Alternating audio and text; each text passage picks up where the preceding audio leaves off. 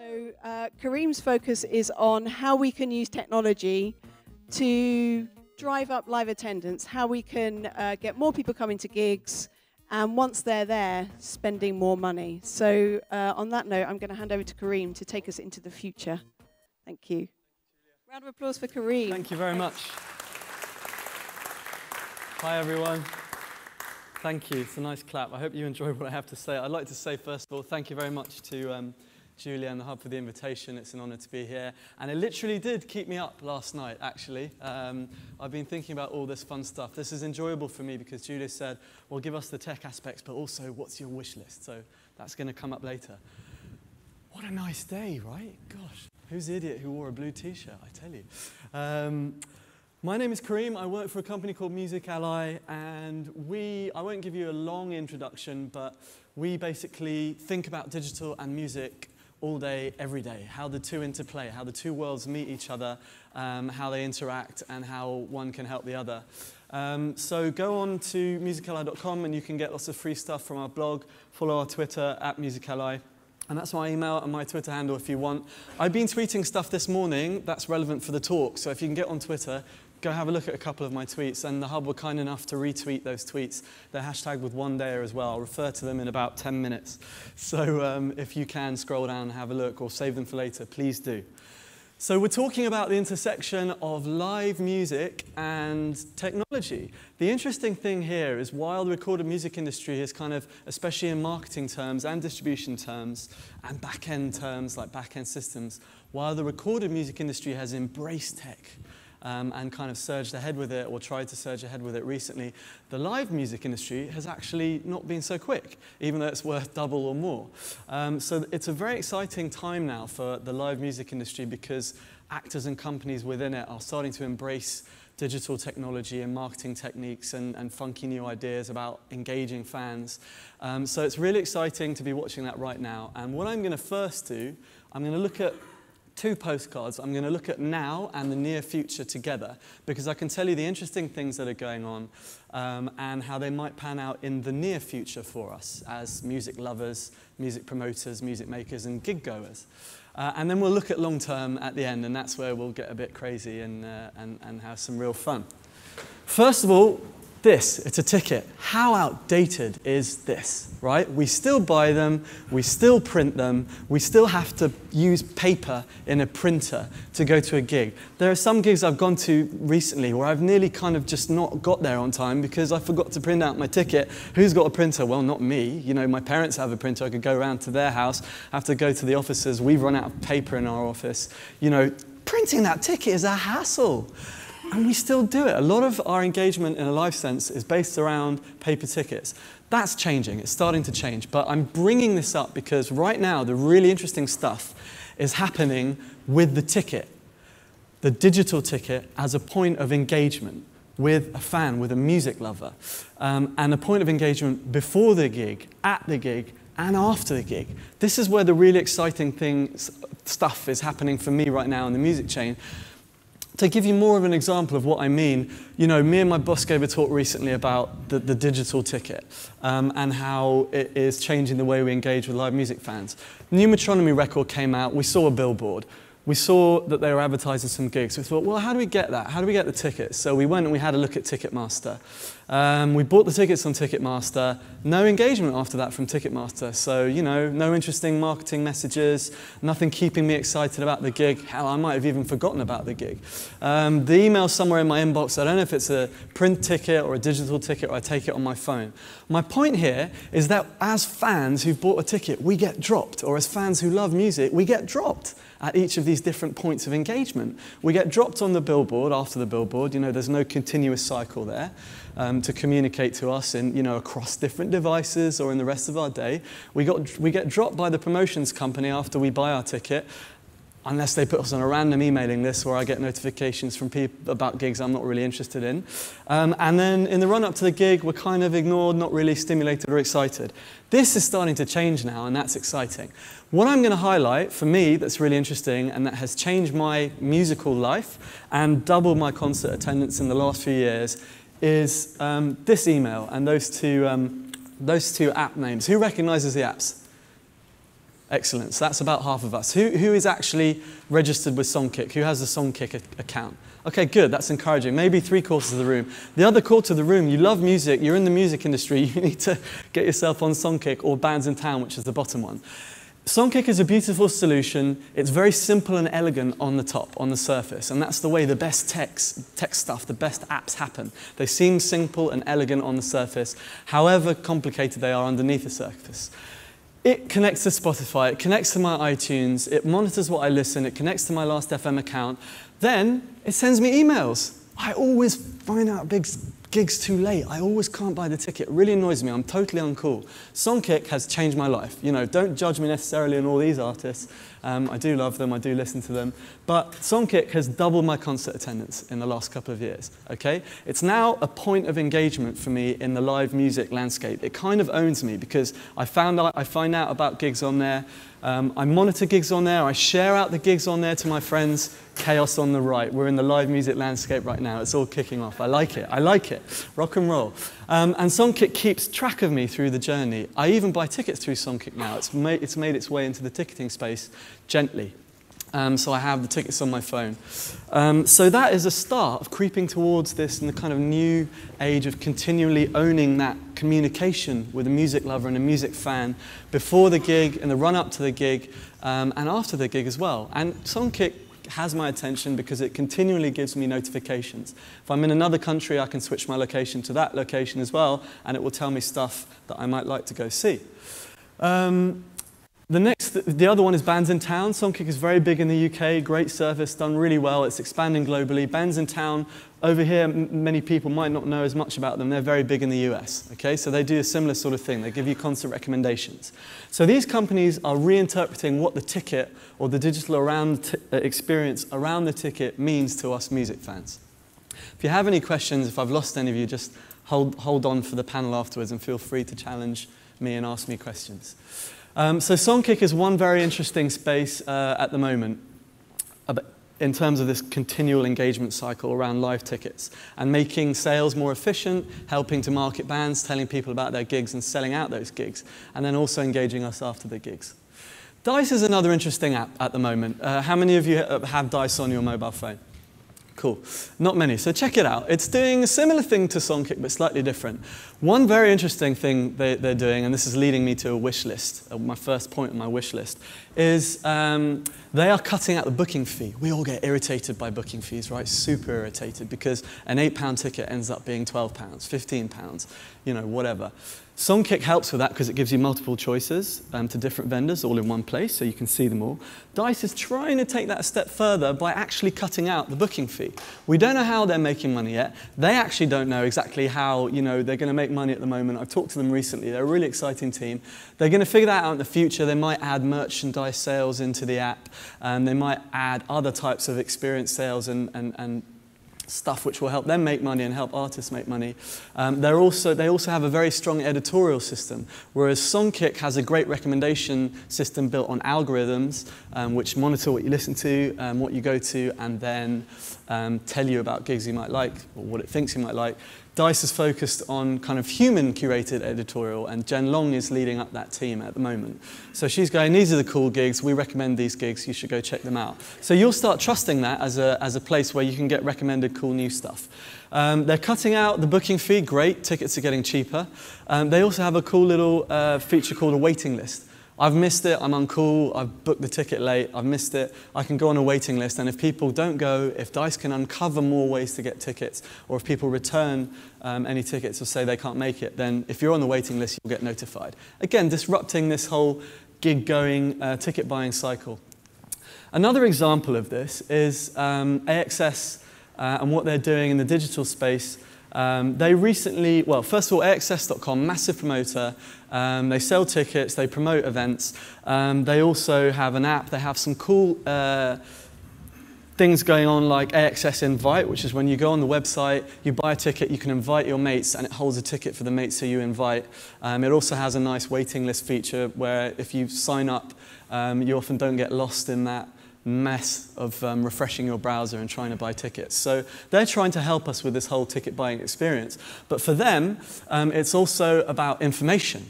all of these companies, what's driving them and what's driving me talking to you about you is information, collecting it and using it.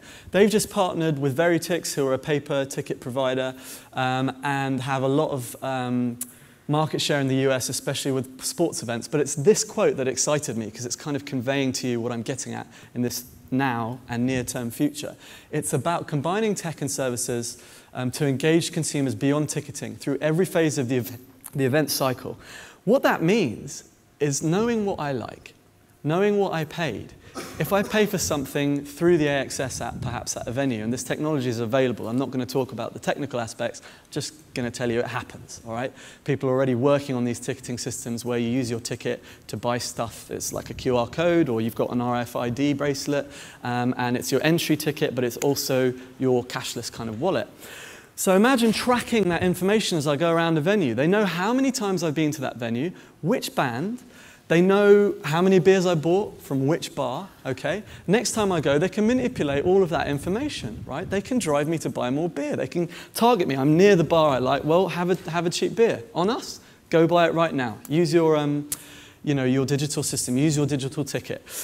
Or they can tailor experiences. They can say, well, you went to Beach House. It's one of the best gigs you've been to recently at Shepherd's Bush. When they come back around next time, they can target me and go, we've got an exclusive. You can go to the rehearsal. You can meet them. And they can target me with that directly and price it appropriately because they know what I'm willing to pay for these experiences. It's this use of data that's really, really exciting, and that could drive a lot of engagement and more sales for the live industry in the future, in the near term. And now.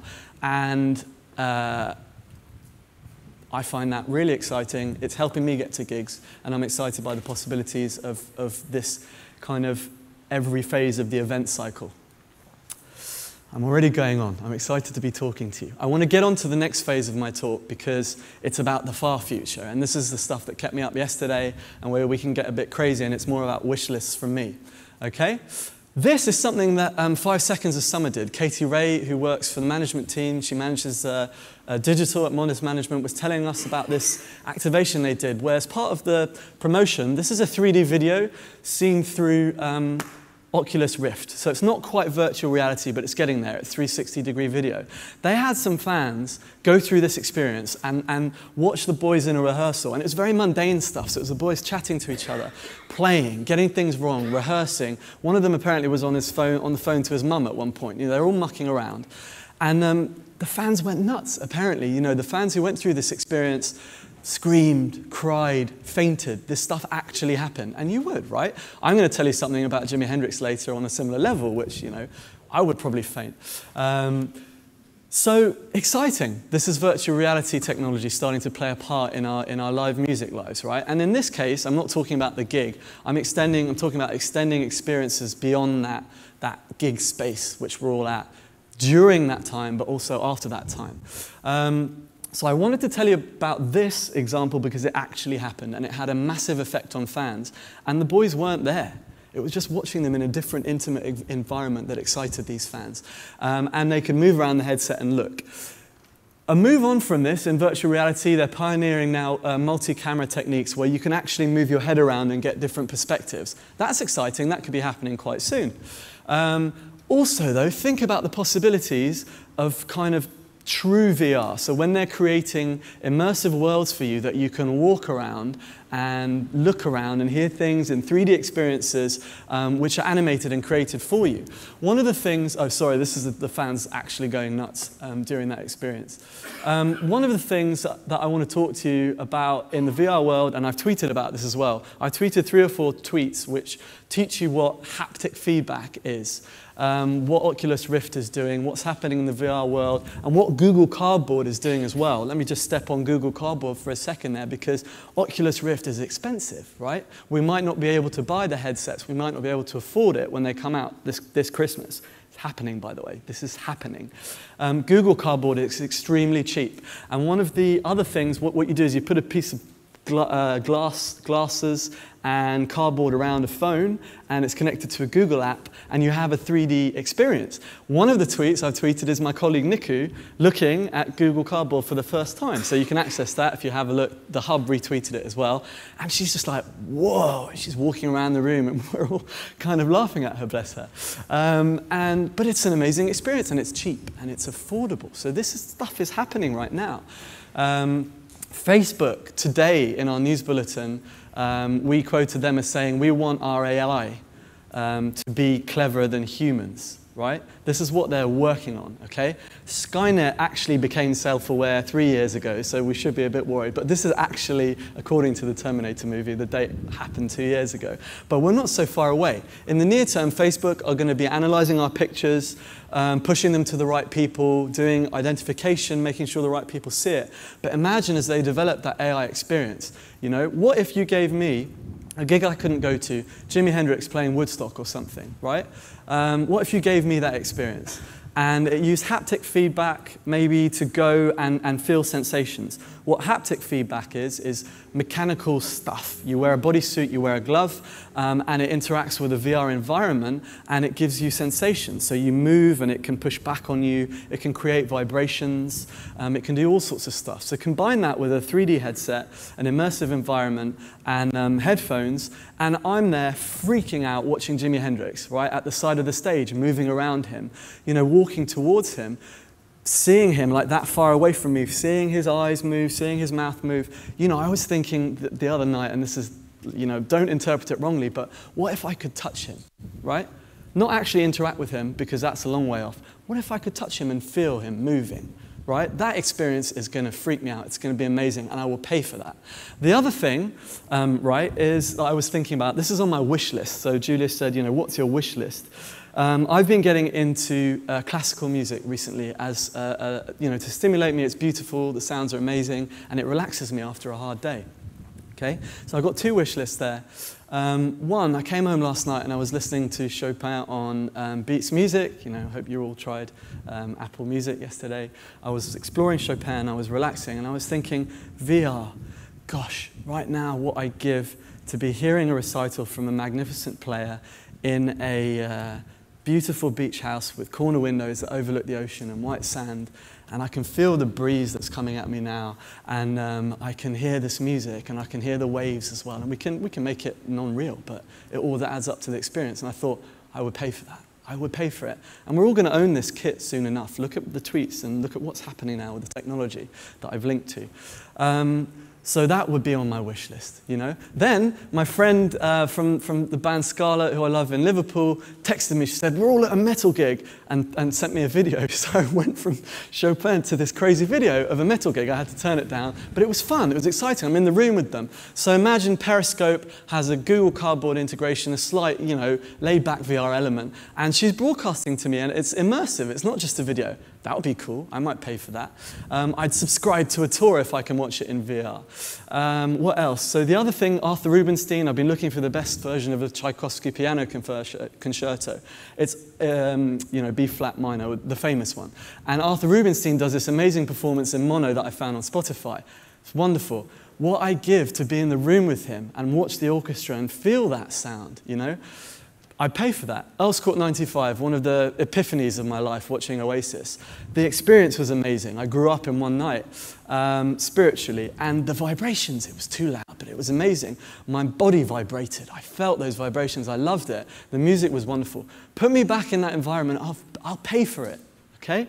It takes away the scarcity a little bit, but I would pay for it. 2 other things on my wish list before I close up.